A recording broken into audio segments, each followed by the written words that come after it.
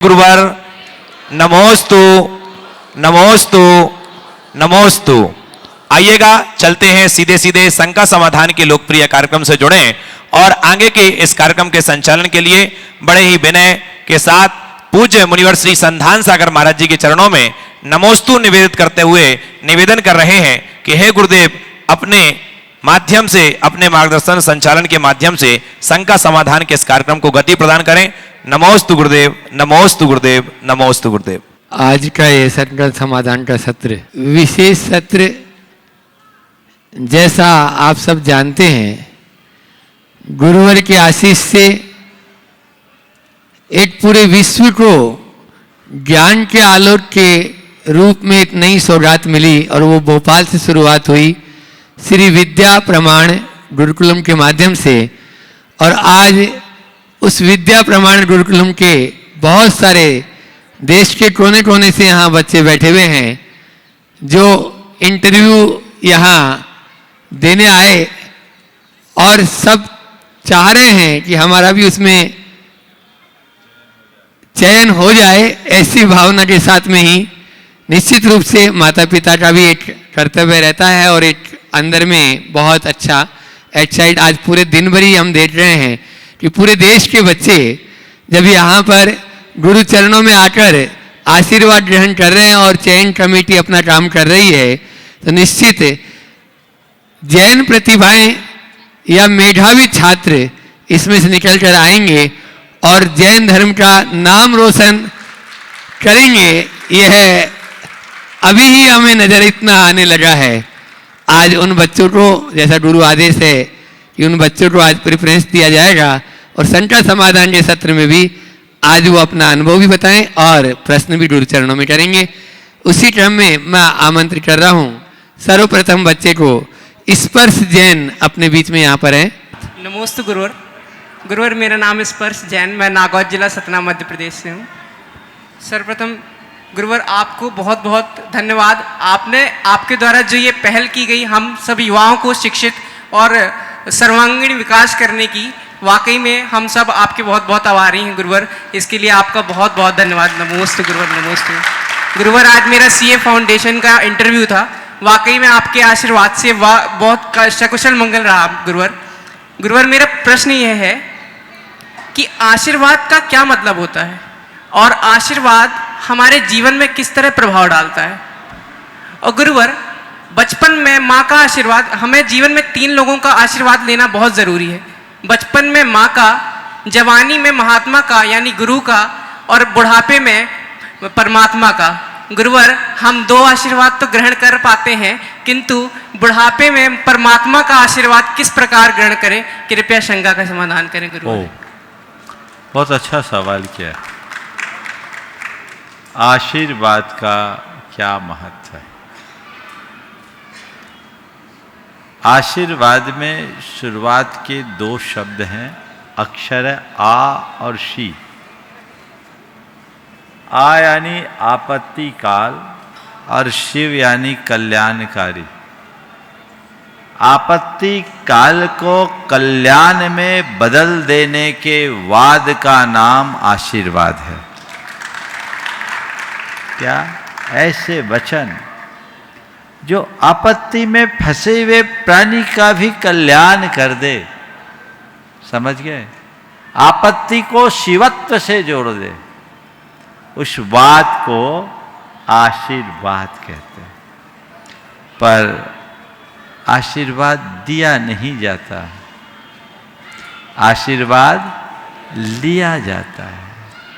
कोई तुम पर कितना भी आशीर्वाद क्यों न दे, जब तक तुम्हारे हृदय में उसे ग्रहण करने का भाव नहीं होगा, किसी का आशीर्वाद नहीं फलेगा। अगर तुम श्रद्धा से भरे हो तभी आशीर्वाद फलता है। श्रद्धा के अभाव में आशीर्वाद नहीं फलता। तुमने कहा कि बचपन में माँ का, फिर महात्मा का और अंत में परमात्मा का आशीर्वाद चाहिए। मैं कहूँगा जिसे माँ और महात्मा का आशीर्वाद मिल चुका है, परमात्मा का आशीर्वाद उस पर सतत बरसता है। समझ गए? तो उनका आशीर्वाद लो। ताकि परमात्मा का आशीर्वाद भी बरस सके। गुरुवर, मैंने कक्षा 8वीं से गुरुवर आपके सानिध्य में जुड़ा। गुरुवर, बहुत हम अक्सर ऐसी जगह पर फंस जाते हैं जब हम अकेले पड़ जाते हैं और हमें हमारे गुरु की ओह। जरूरत होती है। गुरुवर, हम उस दूर समय में भी हम अपने गुरु को नजदीक कैसे पाए, आपको कैसे नजदीक पाए, कृपया से देखिए, बताइए। ये बच्चा 2020 से नियमित संघ का समाधान में श्रोता रहा है, और बल्कि उससे पहले से, और इनके ऑनलाइन प्रश्न आते रहे। और बिल्कुल सही बात है, गुरुओं का जब प्रत्यक्ष सानिध्य न मिले तो हम उनके प्रेरक वाक्यों और वचनों को याद करें और उनसे अपने मन में स्थित रहें। चलो। नमोस्तु गुरुदेव, नमोस्तु। तुभ्यम जयम छिंदवाड़ा से अपने बीच में। हे गुरुवर नमोस्तु। हे गुरुवर, आप अपनी हर समस्या का समाधान 4 बातें बताकर करते हैं। हम विद्यासागर प्रमाण गुरुकुलम के छोटे बच्चे अपनी मम्मी पापा की याद ना आए और हम श्रेष्ठ बन सके, ऐसी 4 बातें बताने की कृपा करें। देखो, बहुत अच्छा सवाल किया है, पर मैं सोचता हूँ ये उत्तर आज न दूँ तो अच्छा है ना। अभी सबका चयन हो जाने दो, फिर मुझे एक साथ सबको देना होगा। जो जिनका चुनाव हो गया उन्हें भी, और जो वंचित रह गए उन्हें भी। पहले तो मैं उन्हें समझाऊंगा जिनका चुनाव नहीं हो पाया, और बाद में फिर जो चुने गए उनको। इसलिए तुम्हारी इस बात को मैं सुरक्षित रखता हूँ, है ना। फिर बताएंगे। चलो। नमस्ते महाराज जी। एक बार जोरदार ताली बजा दीजिए छोटे से बालक तुभ्यम के लिए। और विट्रस जी शास्त्री अपनी संकल्प गुरु चरणम करें, उसके बाद में पूज्य गुरुदेव के चरणों में कोटि कोटि नमोस्तु। पथ के प्रदर्शक, आत्मा के दर्शक, चारित्र है आकर्षक, जिन शासन प्रवर्तक। गुरुवर आप ही देह हैं, आप मेरे पाथे हैं, आप श्रद्धा के केंद्र हैं, आप लगते जिनेंद्र हैं। आप कुंद कुंद के कुंदन हैं, महावीर के लघुनंदन हैं, आप चारित्र के हिमालय हैं। मुझे तो ऐसा लगता है जैसे आप ही चलते फिरते विद्यालय हैं। गुरुवर, जब आप बैठे होते हैं तो महावीर से लगते हो, खड़गासन में हमें बाहुबली से झलकते हो। जब आप कदम उठा करके चलते तो कुंद कुंद लगते हो, जब आप भक्ति में डूबते हो तो मानतुंग लगते हो। हे गुरुवर, जब आपकी वाक्पटुता को देखता हूं तो आप अकलंक देव से लगते हो, और सच बोलें गुरुदेव तो आप हमें तो महादेव से लगते हो। हे गुरुवर, आप सच में महासागर लगते हो, हमें पूज्य गुरुदेव विद्यासागर लगते हो। पूज्य गुरुदेव विद्यासागर लगते हो। गुरुदेव, मेरी शंका ये है कि व्यक्ति जब ऊंचाइयों में पहुंच जाता है, लेकिन ऊंचाई में पहुंचने के बाद ऊंचाई पर बने रहना, ये एक चुनौती होती है कि उस ऊंचाई पर बने रहें। तो उस स्टेटस को मेंटेन करने के लिए हमें अपने जीवन में क्या करना चाहिए, मेरी जिज्ञासा का समाधान। बहुत अच्छा सवाल। ऊंचाई पर पहुंचने के बाद उसमें बने रहने के लिए क्या करना चाहिए? सबसे पहले, कितनी भी ऊंचाई पर पहुंच जाओ, अपने मन में उसका अभिमान नहीं होना चाहिए। अपनी लघुता का बोध होना चाहिए। जहाँ से हमने शुरुआत की उसे सदैव याद रखना चाहिए। दूसरी बात, हम अगर अपने प्रयास से कहीं ऊपर उठे हैं तो हमें हमेशा इस बात को ध्यान में रखना चाहिए कि जब तक प्रयास है तभी हम ऊपर रहेंगे। प्रयास शिथिल होने पर सब नीचे आए। तो अपना प्रयास या पुरुषार्थ सतत जारी रखना चाहिए, उसमें किसी प्रकार की कमी नहीं होने देना चाहिए। तीसरी बात, अपने लक्ष्य को उसके चरम से जोड़कर रखना चाहिए। और चौथी बात, कितनी भी ऊंचाई तक पहुंच जाएं, अपने आप को पूर्ण मत मानो, अपूर्ण समझो, ताकि मन में उत्साह बना रहे और हम सतत प्रयत्नशील रहें। नमोस्तु गुरुदेव, नमोस्तु गुरुदेव, नमोस्तु। आलय जैन संजय जैन मुंगावली। हे गुरुवर नमोस्तु।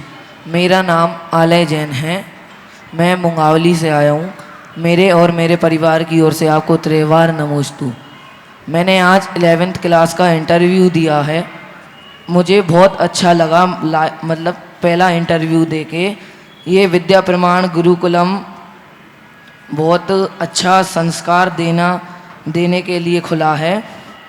मैं 4 लाइन बोलना चाहूँगा। हे गुरुवर, पौधा लगाया है तो खाद देते रहना। हे गुरुवर, पौधा लगाया है तो खाद्य देते रहना। संगीत दिया है तो नाद देते रहना। ये शीश झुका है तेरे पावन चरणों में। जब तक पुकारें गुरुवर, आशीर्वाद देते रहना, आशीर्वाद देते रहना। गुरुवर, मेरा प्रश्न ये है कि आपको ये विद्या प्रमाण गुरुकुलम खोलने की प्रेरणा कहाँ से और कब मिली? देखो, ये भावना मेरे मन में आज नहीं, आज से 25 वर्ष पूर्व से थी कि हमें समाज के बच्चों के अध्ययन के क्षेत्र में लोगों को उत्साहित करना चाहिए। और मेरे मन में शुरू से एक ऐसे मॉडल की भावना थी जिसमें पैसे की बात ना हो, केवल उसके स्तर की बात। मन में बात थी, गुरुदेव ने प्रतिभा स्थली की शुरुआत की तो फिर वो चलता रहा। 2019 के दिसंबर माह में जब नेमावर में हमारा प्रवास था गुरुचरणों में, तब मैंने गुरुदेव से पहली बार इस विषय की चर्चा की और उनने हमें आशीर्वाद दिया। तब से मन में तो था, निमित्त नहीं बैठ रहा था। इंदौर चातुर्मास में भी शिक्षा के क्षेत्र में कार्य शुरू हुआ, पर वहाँ भी ये भाव मन में नहीं आया कि यहाँ ऐसा कर सके। पर भोपाल वालों का कुछ ज़्यादा योग था कि इस बार के प्रवास में मेरे मन में यह स्वरूप बन गया। और मैं अभी नहीं बोलूँगा, समय पर बोलूँगा, लेकिन मैं इतना कह रहा हूँ, ये जो कल्पना है या भावना है, ये जिस दिन साकार होगी पूरे विश्व के लिए एक अच्छा उदाहरण बनेगी। मैंने बहुत आगे तक के लिए सोच लिया है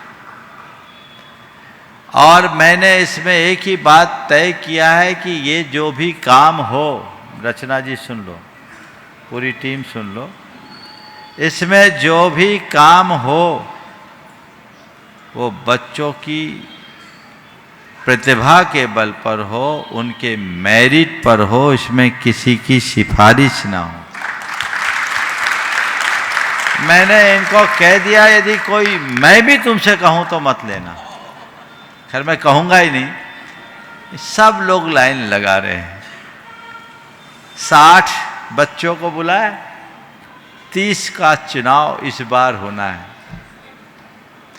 और मैं मानता हूं ये सुपर 30 का एक अलग कंसेप्ट है।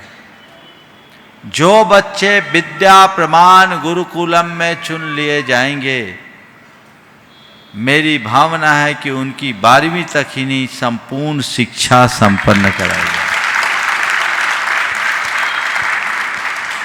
उन्हें एक आइकॉन बना करके निकाला जाए। तब इसमें अगर हम एक एक बच्चे की सिफारिश कर देंगे तो हमारा लक्ष्य ओझल हो जाएगा।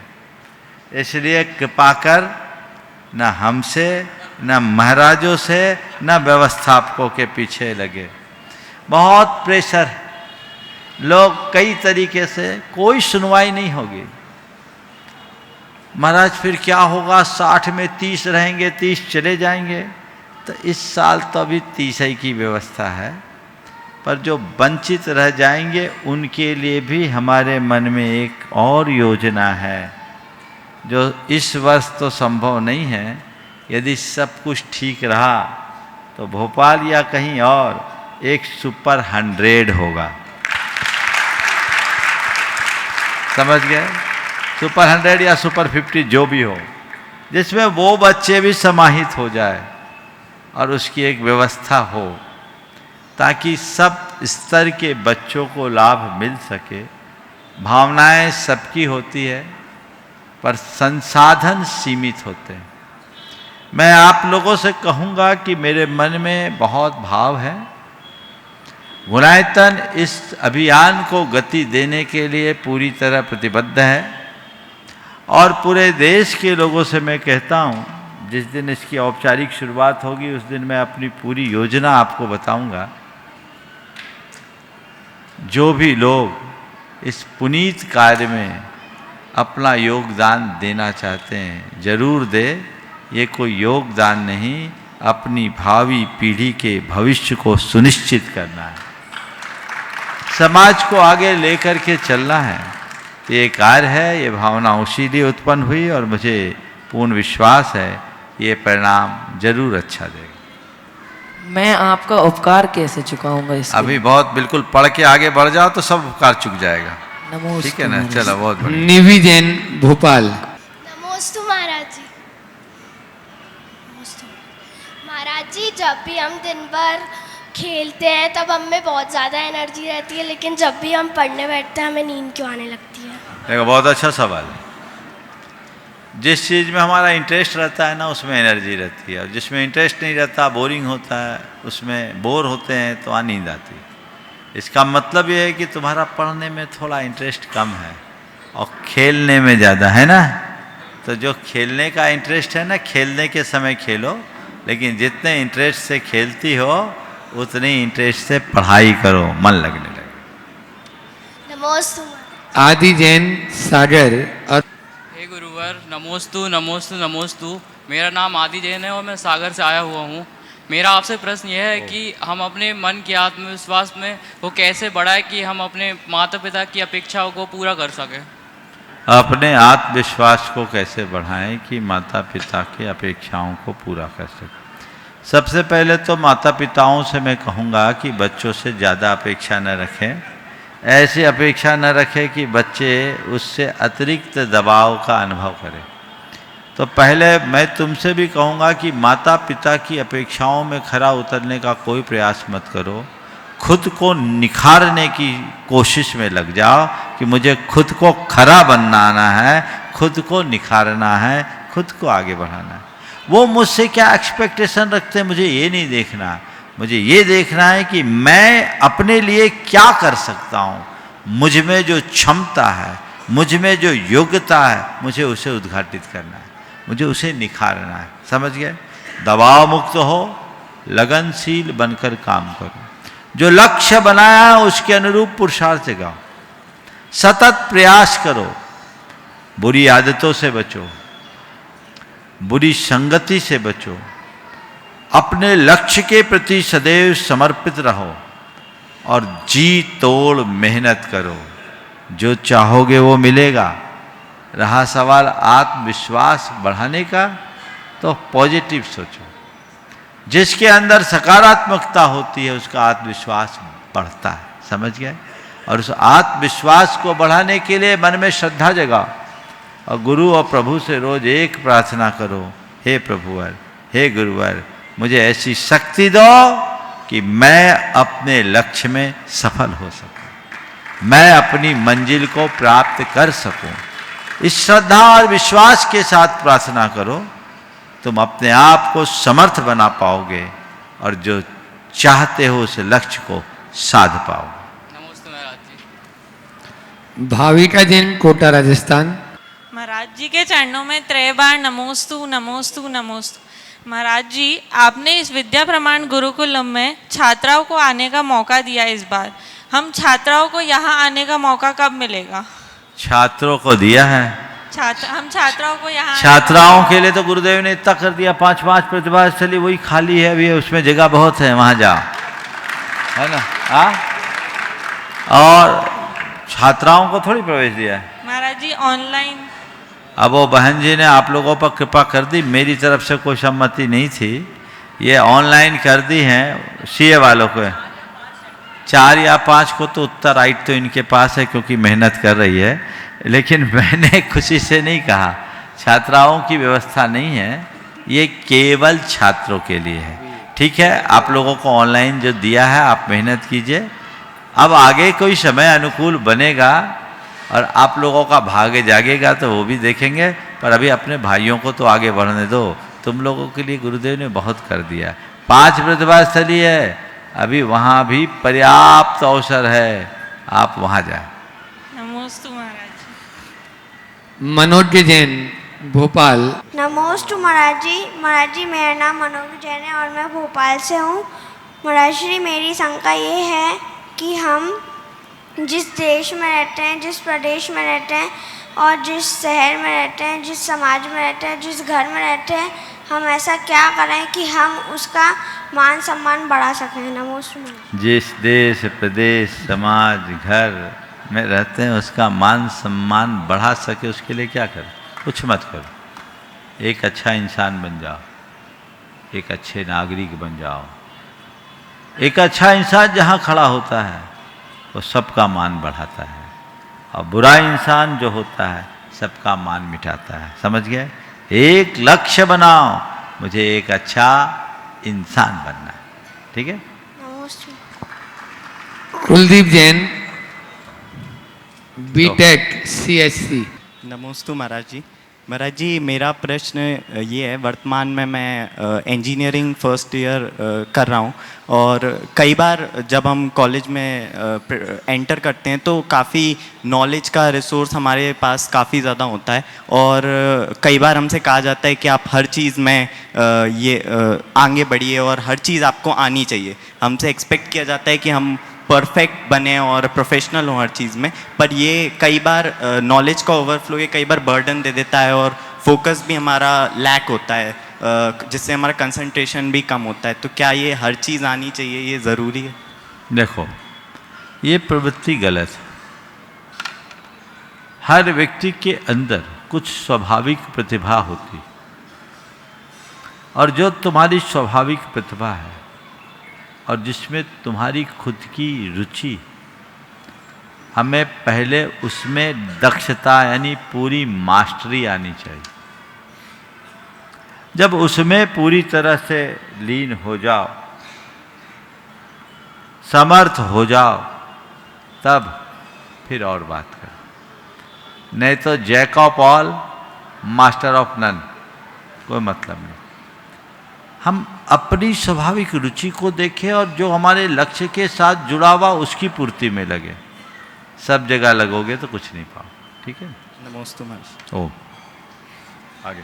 इनके चरणों की रच पाकर माटी चंदन होती है, एक बार दर्शन जो कर ले कर्म कलंक भी धोती है। चतुर्थ काल की चर्या देखो, मंद मंद पुलकित होता, चरण कमल जिनके घर पड़ते, तीर्थों सा वह घर होता, तीर्थों सा वह घर होता। पूज्य भावना युग प्रवर्तक गुणायतक प्रवर्तक मुनि श्री प्रमाण सागर जी महाराज के चरणों में हम सभी का, हमारे परिवार का एवं श्रवण संस्कृति संस्थान सांगानेर परिवार का त्रिवार नमोस्तु नमोस्तु नमोस्तु। महाराज श्री पूज्य निर्यापक श्रवण मुनि पुंगव श्री सुधा सागर जी महाराज के द्वारा 12 वर्षीय का जो पाठ्यक्रम रूपी स्वाध्याय प्रत्येक घर में, प्रत्येक स्थान पर, देश एवं विदेशों में भी स्वाध्याय रूप में चल रहा है। उसी क्रम में कल 13 अप्रैल को सभी देशों में, सभी स्थानों पर 12 वर्षीय का एक साथ ही परीक्षा होनी है। तो महाराज जी, हमारे साथ साथ सभी परीक्षार्थियों की एक ही जिज्ञासा है कि प्रश्न जब पत्र हमारे सामने आता है तो अंदर से एक भय उत्पन्न होता है, तो हम उस भय को कैसे निकालें और कैसे हम उस परीक्षाओं को सफल करने का प्रयास करें? फिर से बोलो। महाराज जी, प्रश्न ये है कि जब भी प्रश्न पत्र हमारे सामने आता है तो हमारे अंदर एक भय उत्पन्न होता है कि कैसे हम उस प्रश्न पत्र को पार कर सकते हैं। और महाराज जी, जिज्ञासा ये है कि शावकाचार्य जी का स्वाध्याय चल रहा था, उसमें सम्यकदर्शी जीव के बहुत सारे गुण बताए हुए हैं, लेकिन पंचम काल में ऐसे कौन कौन से विशेष गुण देखें जिससे हमें समझ में आए कि हम सम्यकदर्शी जीव हैं कि नहीं? सबसे पहली बात तो कोई भी प्रश्न पत्र आए घबराओ मत। जब प्रश्न पत्र आए तो एक गहरी सांस लो, गुरु को और प्रभु को याद करो और मन में एक बात बिठाओ कि मैं सब लिख सकता हूं क्योंकि मैं पढ़ के आया। ये बोलो, प्रश्न तो उसी से पूछा जाता है जो तुम पढ़ के आए। जो पढ़े नहीं वो तो नहीं ना, तो मैं पढ़ के आया हूं। दिमाग से बाकी बातें हटाओ। कैसे लिखूंगा ये मत लगो, ये मत लाओ, क्या लिखना है ये देखो, समझ गए? और लिखना शुरू कर दो, भगवान का नाम ले, चीजें आ जाएगी। और उसमें भी पहले उन प्रश्नों को लेना चाहिए जो पूरी तरह परफेक्ट है, फिर बाकी प्रश्न आते हैं तो भी उसमें कुछ कुछ सोच सोच करके लिखना शुरू कर देना चाहिए, काम हो जाए।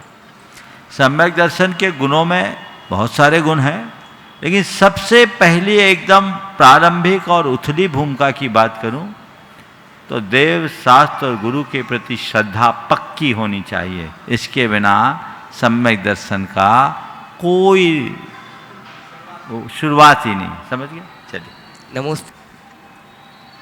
अतिशय जैन विदिशा। त्रे मुनिराजों के चरणों में नमोस्तु नमोस्तु नमोस्तु। महाराज जी, मेरा प्रश्न उन बच्चों के लिए है जिन्होंने कभी मतलब फेलियर्स देखा ही नहीं है। ऐसे में अगर वो पहले फेलियर्स के साथ डील कैसे कर सकते हैं?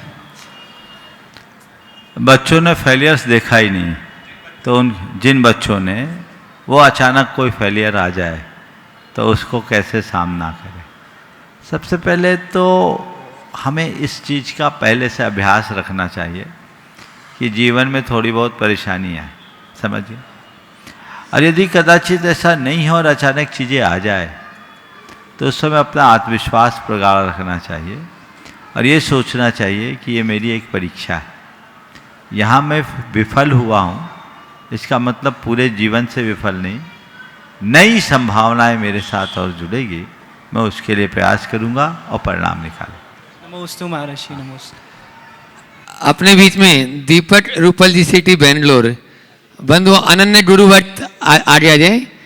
और पूर्णिमा के दिन आज इन्होंने जहाँ शांति धारा चढ़ने का सुअवसर प्राप्त किया, उसी के साथ ही गुरु चरणों में पहुंचे और बोले, महाराज जी, ये श्री विद्या प्रमाण गुरुकुलम जो आपकी कल्पना है उसमें मेरा भी कुछ अंशदान लग जाए।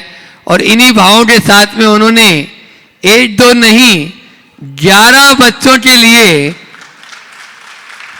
शिक्षा मित्र बनने का सौभाग्य प्राप्त किया है। बेंगलोर से कन्हैयालाल जी सेठी जो गुणायतन के महामंत्री हैं, उनके सुपुत्र हैं। अपने बीच में शिरोमणि संरक्षक दीपक जी रूपल जी, तालियों में कंजूसनी जोरदार ताली बजाइए। और उनके सम्मान के लिए रचना जी जो रात दिन लगी रहती हैं इस श्री विद्या प्रमाण गुरुकुलम को बहुत ऊंचाइयों को ले जाने के लिए। डॉक्टर जितेंद्र जी ट्रस्टी गुणायतन, राजेश जी पारसोम ट्रस्टी गुणायतन, विजित राज पाटनी जी, ये लोग पहुंच जाएं और वहां दीपक जी और रूपल जी का स्वागत अभिनंदन भी करेंगे। और मैं चाहूंगा वे अपनी ओर से एक प्रश्न भी गुरु चरणों में करेंगे। आप लोग जोरदार तालियों से एक बार फिर से स्वागत अभिनंदन करें दीपक भाई और रूपल जी का।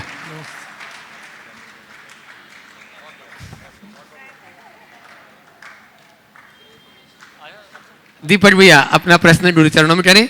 नमोस्तु गुरुदेव। गुरुदेव, हमारे बेंगलोर में और पूरे भारतवर्ष में जब भी दिगंबर जैन मंदिर बनने की कोई जगह बात आती है तो 13 पंथ और 20 पंथ को लेकर बहुत सारी बातें होती हैं और मंदिर बनने के कार्य में 5 साल 10 साल की देरी हो जाती है। कृपया करके इस पर मार्गदर्शन करें। देखिए, मंदिर बनने में ये बात आना स्वाभाविक है क्योंकि लोग मंदिर आस्था से प्रेरित होकर बनाते हैं और सबकी अपनी अपनी आस्थाएं जब टकराती है तो वैमनस्य बढ़ता है।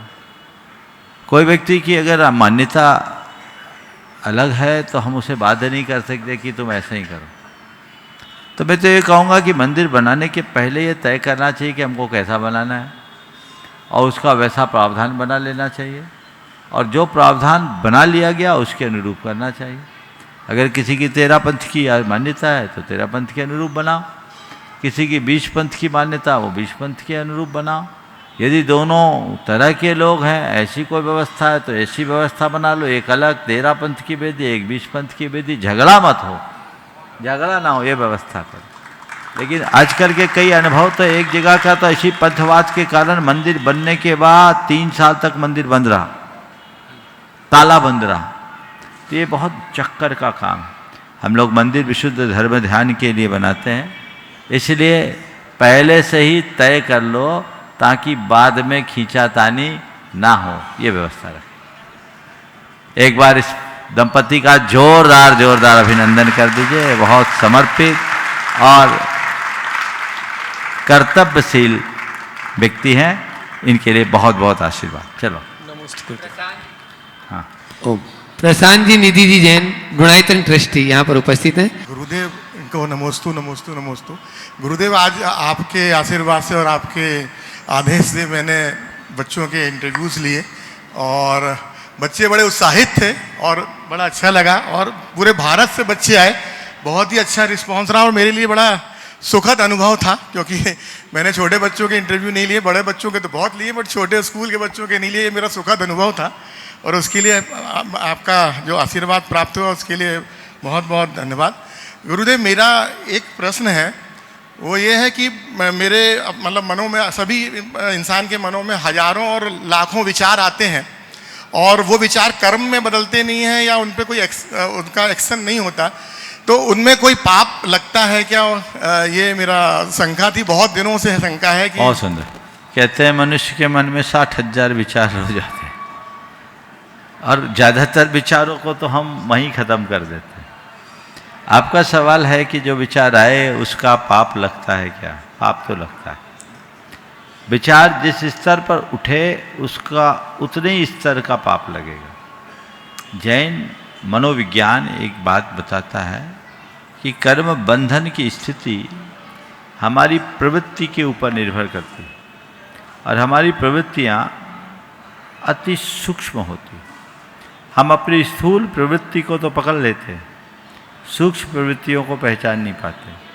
लेकिन हमारे यहाँ कहा गया है कि कोई काम करने के बारे में सोचना, ये तो हमारी प्रवृत्ति है ही, लेकिन इसके पहले भी हमारी प्रवृत्ति शुरू हो जाती है। वह है समरंभ, समारंभ और आरंभ। समरंभ मन से, वचन से, काय से, समारंभ भी मन से, वचन से, काय से, और आरंभ भी मन से, वचन से, काय से। ये तीनों शब्दों को समझिए। किसी भी कार्य को करने की जो आरंभिक योजना है वह कहलाती है समारंभ। इसके बाद उसके लिए अपेक्षित सामग्री जुटाने का नाम है समारंभ और उसे मूर्त रूप देने का नाम है आरंभ। तो मन में जो हमने सोचा वो जो सूक्ष्म समारंभ हुआ, अधिकतर समारंभ में ही नष्ट हो जाता है। कुछ समारंभ में होता है, फिर कुछ मन में प्रकट हो पाता है। अभी मन में ही प्रकट नहीं हुआ। मन की चेतना में समारंभ और समारंभ के रास्ते से बाहर आने के बाद आरंभ आता है। वो हमारा विचार मन में आया, फिर वो वाणी में, फिर व्यवहार में होता है, पर बंध तो समारंभ से होता है। इसलिए हम अपनी प्रवृत्ति के प्रति जागरूक रहे और पाप को जिस स्तर पर संभव हो रोक सके, रोके। नमस्ते महाराज जी, नमस्ते। अपने बीच में अनन्य गुरुवट चंद्रकला जी पाटनी रांची से, और उसके बाद में तैयार रहेंगी यहाँ की आपकी स्थानीय जो है ब्रह्मचारिणी दीदियाँ, ब्रह्मचारिणी सपना दीदी, शैली दीदी, शिल्पी दीदी और पूजा दीदी जवार चोट। मेरी तरफ से जगत के सब जीवों की तरफ से मुनि राजों के चरणों में नमोस्तु। सब छुल्लक जी महाराज के चरणों में इच्छा में। महाराज श्री, ज्ञान लेने में कितना पुरुषार्थ होना चाहिए और भक्ति करने में कितना पुरुषार्थ होना चाहिए जिससे कि हमारी आत्मा का कल्याण हो? बहुत अच्छा सवाल है। ज्ञान लेने में और भक्ति करने में कितना पुरुषार्थ? देखिए, ज्ञान के लिए पूर्ण पुरुषार्थ करना चाहिए। बिना पुरुषार्थ के ज्ञान नहीं होता। तब तक अपना पुरुषार्थ रखना चाहिए जब तक हम समाधान न पा जाए। जो ज्ञान की पिपाशा है वो पूरी ना हो। और सदैव एक बात ध्यान रखना चाहिए कि ज्ञान का कभी अंत नहीं होता। आप सोचें कि हम बिना प्रयास से ज्ञान पा ले तो असंभव है। हमारे यहाँ कहा गया, अभ्यास सारिणी विद्या बुद्धि कर्मानुसारिणी। विद्या अभ्यास से प्राप्त होती है और बुद्धि कर्म यानी पुरुषार्थ से। हम जितना कर्म और पुरुषार्थ करेंगे हमारी बुद्धि में उतना निखार है। इसलिए सतत प्रयास करना चाहिए। जहाँ तक भक्ति का पुरुषार्थ, भक्ति करने के लिए क्या पुरुषार्थ करना चाहिए? मैं कहता हूँ भक्ति को ही अपना पुरुषार्थ समझना चाहिए। भक्ति करने के लिए पुरुषार्थ नहीं, भक्ति ही पुरुषार्थ है। मन में श्रद्धा और समर्पण का भाव आ गया, समझ लो भक्ति जग गई, और भक्ति जग गई तो आपका काम बन गया। ओम। बाल ब्रह्मचारी सपना दीदी, शैली दीदी और शिल्पी दीदी, जवाहर चोट। पूज्य महाराष्ट्री जी, हम समस्त जीवों के हृदय में सकारात्मक और दिव्य ऊर्जा प्रवाहित करने वाले विदित जी पाटनी बोल रहे हैं कि हमें भी यह अवसर प्राप्त हो, और निश्चित रूप से ऐसी जो हमेशा वैयावृत्ति में अग्रणी रहती हैं चंद्रकला जी पाटनी, उनके सम्मान के लिए यहाँ की कमेटी के रुचि टड़ैया जी और लता जी, और साथ में ही रचना जी से भी मैं कहूँगा कि वे भी पहुँच जाएं और चंद्रकला जी पाटनी का स्वागत अभिनंदन करना। आप लोग जोरदार तालियों से उनका स्वागत कर दीजिए। आप कर दो वहीं, वो तो मना करेंगी, वो थोड़ी। दीदी लोग अपना प्रश्न गुरु चरणों में कर रही हैं, तीनों दीदियां। और उसके बाद में विशाल सागर जी महाराज जी हाट पिपला के जो हैं उनके परिवारजन यहाँ पर आकृति जैन वो प्रश्न करेंगे हाट पिपले से। समस्त जीवों के हृदय में सकारात्मक और दिव्य ऊर्जा प्रवाहित करने वाले मुनिवर श्री प्रमाण सागर जी महाराज जी और मंच आसीन समस्त मुनिराजों के चरणों में नमोस्तु नमोस्तु नमोस्तु। समस्त छुल्लक जी महाराज जी के चरणों में क्षामी क्षामी क्षामी। महाराज जी, कुछ लौकिक पंक्तियां हैं। हमें तो अपनों ने लूटा, गैरों में कहाँ दम था, मेरी कश्ती थी डूबी जहाँ पानी कम था। तो महाराज जी, मैंने कई बार ऐसा अनुभव किया है कि बहुत सारे ऐसी कंडीशन आती है जब बाहरी लोगों से स्ट्रगल करना पड़ता है तो हम इजीली उभर के आ जाते हैं और स्ट्रगल करके निकल आते हैं। लेकिन जब बात हमारे अपनों की होती है तो हम बहुत धर्म लगाते हैं कि नहीं ये हमारे कर्म है, हमने ऐसा किया था तो हमें, पर हम उस दुख से बाहर नहीं निकल पाते हैं। तो महाराज जी, उस दुख से कैसे निकला जा सकता है? देखो सीधी बात है, सड़क चलते हैं ना तो बाहर के कंकड़ नहीं चुभते, पर जूते में एक कंकड़ घुस जाए तो बहुत चुभन देता है। तो ये जूते के अंदर के कंकड़ बहुत खतरनाक होते हैं, है ना? तो एक काम करो, जूते में कंकड़ घुसने ही मत दो, ऐसा जूता रखो। और अगर ऐसा लगने लगे कि जूते के अंदर कंकड़ आ गया, जूता ही उतार के फेंक दो। समझ गए? इसके अलावा कोई उपाय नहीं है। सबका अनुभव होगा, जूते के भीतर कभी कंकड़ घुस जाए तो क्या हाल होता है, और कभी कभार ऐसा होता है। तो ठीक कहा, गैरों ने लूटा उसका मुझे कोई गम न था, मेरी किश्ती वहां डूबी जहां पानी कम था। हमें अपनों ने लूटा, गैरों में कहाँ दम, गैरों ने कहा, गैरों में कहाँ दम था, अच्छा गैरों में कहाँ दम था, मेरी किश्ती वहीं डूबी जहां पानी कम था। ये स्वाभाविक है। अब रहा सवाल, अगर अपने ऐसा कर दे तो इसे थोड़ा सकारात्मक रूप में लो कि लूटा, लूटना तो लूटना ही है, चलो गैर लूटता तो उसके पास जाता, अपने ने लूटा है, घर का माल घर में ही है। ऐसी सकारात्मकता हम क्यों नहीं रख लेते? अपने सोच को परिवर्तित कीजिए, जीवन की धारा तभी बदल पाए। नमोस्तु महाराज जी।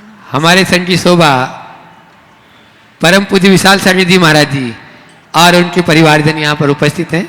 आकृति जैन वो अपना प्रश्न कर रही हैं, और उसके बाद में डोनायतन ट्रस्टी बाल ब्रह्मचारिणी सुषमा दीदी भोपाल तैयार रहेंगी। गुरुदेव के चरणों में बारंबार नमोस्तु नमोस्तु नमोस्तु। छवि सुल्लक स्वामी के चरणों में बारंबार इच्छामि इच्छामि। यूँ तो गुरुदेव आपको देखते से ही हमारी सभी शंकाओं का समाधान हो जाता है, फिर भी एक छोटी सी शंका आपके सामने में रखती हूँ। गुरुदेव, हिंदू मान्यता के अनुसार बहू बेटियों को लक्ष्मी का दर्जा दिया जाता है, तो बहू और बेटियां तो घर की लक्ष्मी होती है, घर संपन्न होने के बाद भी लक्ष्मी को लक्ष्मी के लिए ही क्यों मेहनत करनी पड़ती है? बहु बेटियां घर की लक्ष्मी होती है। हाँ, और धन संपन्न होने के उपरांत भी लक्ष्मी को लक्ष्मी के लिए ही मेहनत क्यों करनी पड़ती। और महर्षि आजकल के जनरेशन में एक वर्ड बहुत फेमस हो रहा है, इंडिपेंडेंट।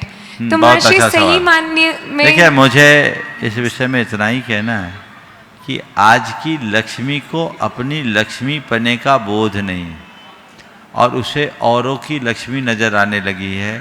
उसे ये पता नहीं कि मैं खुद में लक्ष्मी हूँ। जिस दिन उसे पता लग जाएगा कि मैं लक्ष्मी हूँ तो वो किसी के पीछे पागल नहीं होगी। समझ गए? दुर्भाग्य है कि आज की बेटियां अपने गौरव को भूल रही है।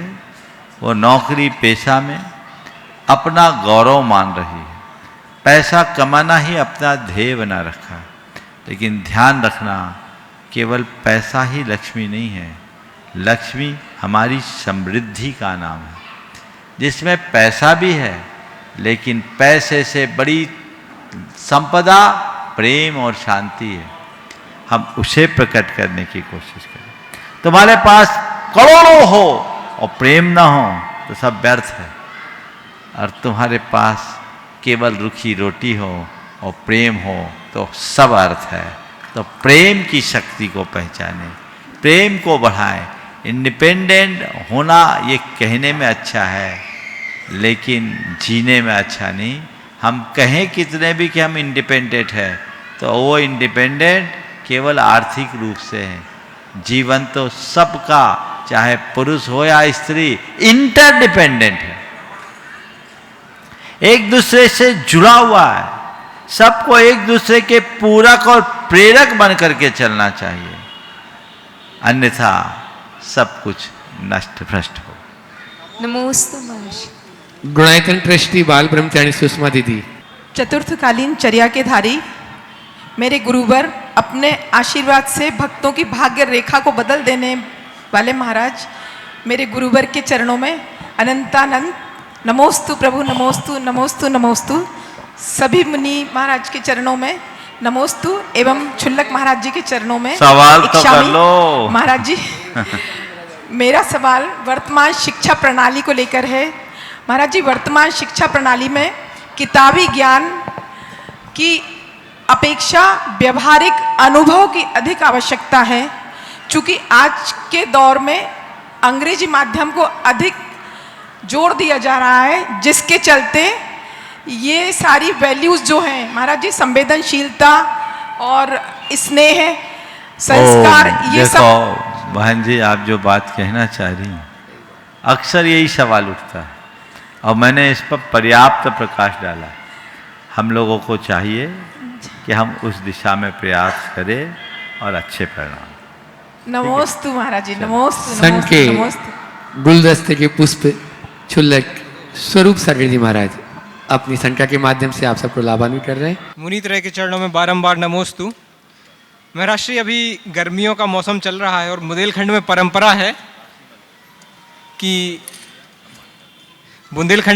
है कि गेहूं इत्यादि इस समय धोया जाता है और छत पे सुखाया जाता है। और जो घर के लोग होते हैं उनको बहुत रात में चिंता रहती है कि कहीं 2-4 बूंदें आ ना जाएं और उससे हमारा गेहूं खराब हो जाएगा।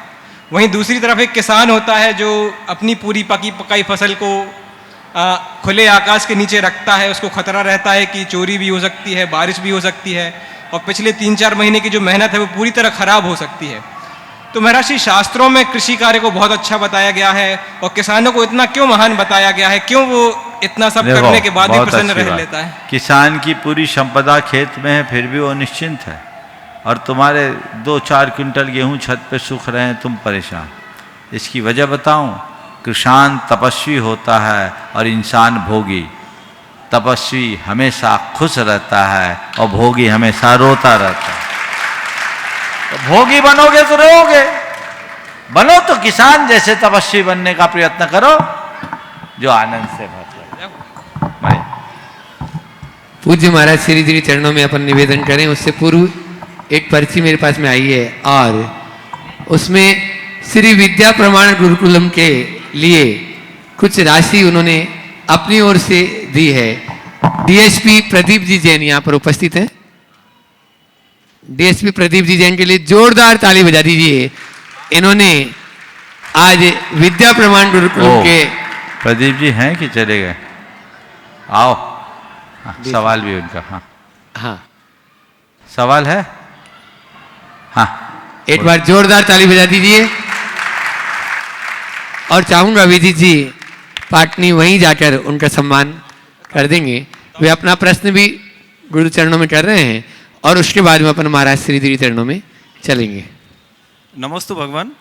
जैसा कि हम सभी जानते हैं कि हमारा जीवन क्षण भंगुर है, फिर भी हम अपनी प्राथमिकता निश्चित नहीं कर पाते हैं। तो हमें ऐसी प्राथमिकता कैसे निश्चित, कौन कौन सी प्राथमिकता निश्चित करना चाहिए ताकि अंतिम समय में हमें ये पश्चाताप ना हो कि हम ये काम पूरा नहीं कर पाए? देखो, आप जब परीक्षा देते थे तो बहुत सारे क्वेश्चंस होते थे। जी जी। और उसमें कुछ कंपलसरी पेपर होते थे, जी जी, कुछ ऑप्शनल होते थे। अपने पास टाइम 3 घंटे का रहता था। जी जी। और अचानक घंटी बजती थी तो क्या करते थे? सबसे पहले जो कंपलसरी है उसको देखते, फिर उसमें जो इम्पोर्टेंट क्वेश्चन है उनको देखते, है ना। ऐसे ही जीवन सबका क्षण भंगुर है। हमें क्या अनिवार्य है उसे प्राथमिकता देनी चाहिए, क्या महत्वपूर्ण है उसे प्रमुखता देनी चाहिए। अब हम ये तय करें कि मेरे जीवन के लिए सबसे ज़्यादा अनिवार्य क्या है और सबसे अधिक महत्वपूर्ण क्या है। जो है उसे स्वीकार कर लो। मुझसे पूछो तो मैं यही कहूँगा, जीवन के सब कर्मों में सबसे ज़्यादा अनिवार्य अपनी आत्मा का उद्धार है। तो ये नरभव मिला है, बहुत दुर्लभता से मिला है। नरभव पाकर जीवन के उद्धार के लिए हम कुछ प्रयत्न कर ले तो ये हम सबके लिए अच्छा होगा। और जो अपने जीवन को व्रत संयम त्याग तप से जोड़ने का महत्वपूर्ण काम है वो हम संपादित कर ले तो हमारा जीवन धन्य हो सकेगा। सुनील जैन इनको बोलो। नमोस्तु भगवान। रचना जी को सूचना दे रही। नमोस्तु महाराज जी। आज हमारे विद्या प्रमाण गुरुकुलम के जो इंटरव्यूज़ हुए 150 students approximately with their parents, so करीबन 450-500 लोगों का विद्यासागर इंस्टीट्यूट में आना हुआ। मैं सभी बच्चों से कहना चाहूँगी, हाथ उठाएंगे कितने बच्चे उपस्थित थे। अपनी जगह पर सिर्फ बच्चे खड़े होंगे क्या 1 मिनट के लिए? अपनी जगह पर वो बच्चे खड़े होंगे जिन्होंने पार्टिसिपेट किया। 2 मिनट, सभी लोग अपनी जगह पे खड़े हों जिन बच्चों ने पार्टिसिपेट किया। 2 मिनट गुरु महाराज फ्री हो जाएं। महाराज जी, मैं कहना चाहूँगी कि सुबह 11 बजे से लेकर 4 बजे के बीच में ये बच्चे और बहुत अन्य बच्चे, करीबन 450 लोग वहाँ आए। हमारी 6 टीम्स थीं जिसमें IAS ऑफिसर लेवल तक के लोग थे और सभी ने करीबन 30 से 40 लोग व्यवस्था में जुटे थे। तो क्योंकि अभी नया नया है तो कहीं कुछ भूल चूक हुई हो तो मैं सभी से क्षमा चाहती हूँ। बट आपके सामने मैं चाहूँगी महाराज जी इनको अप्रिशिएट करना। फर्स्ट टाइम इंटरव्यू दे रहे थे बट इतने कॉन्फिडेंस से और इतने उल्लास से भरे हुए थे कि ये नहीं समझ आ रहा था कि किसको छोड़ें और किसको चुनें। हम सबको भी दुविधा में डाल दिया। तो इन सब के लिए सभी पेरेंट्स जोरदार तालियां बजाएं। देखो, इन बच्चों के उत्साह को देख के तो मुझे लगा कि कोई व्यवस्था और बनानी पड़ेगी। बिल्कुल महाराज जी। और महाराज जी एक और बात है जो मैं आपके समक्ष रखना चाहूँगी, क्योंकि 60 में से इस वर्ष 30 का ही चयन होना है तो मजबूरीवश हमें कुछ बच्चों को तो छोड़ना ही पड़ेगा। तो बच्चों अपना प्लीज़ मन छोटा ना करें। बहुत ही ऑनेस्ट और ट्रांसपेरेंट तरीके से सिलेक्शन हुआ है और डिज़र्विंग कैंडिडेट को ही ऊपर रखा है। आप लोग उस ग्रुप में बने रहें ताकि आपको गुरु महाराज से प्रोत्साहन मिलते रहे और अगले वर्ष, ज़्यादा दिन दूर नहीं है, आप ज़रूर सेलेक्ट हों। तो मन बिल्कुल इनका छोटा भाग ना करना। जगेगा तो हो सकता है इसी वर्ष जी एक महाराज। व्यवस्था बन रही है, चल रहा है। यहाँ नहीं, एक वैकल्पिक व्यवस्था तैयार हो रही है। इन लोगों को भाव जगाओ, तुम लोग पुण्य जगेगा तो शायद वो हो जाए। सो बहुत बहुत तुम लोगों ने अच्छा प्रयास किया, बहुत ही अच्छा था। पर मन बिल्कुल छोटा न मत करना। अगर बाय चांस सिलेक्शन नहीं हुआ, गुरुदेव की कृपा होगी तो सब अच्छा ही होगा। बहुत बहुत नमोस्तु महाराज जी। बोलो अहिंसा परमो धर्म की।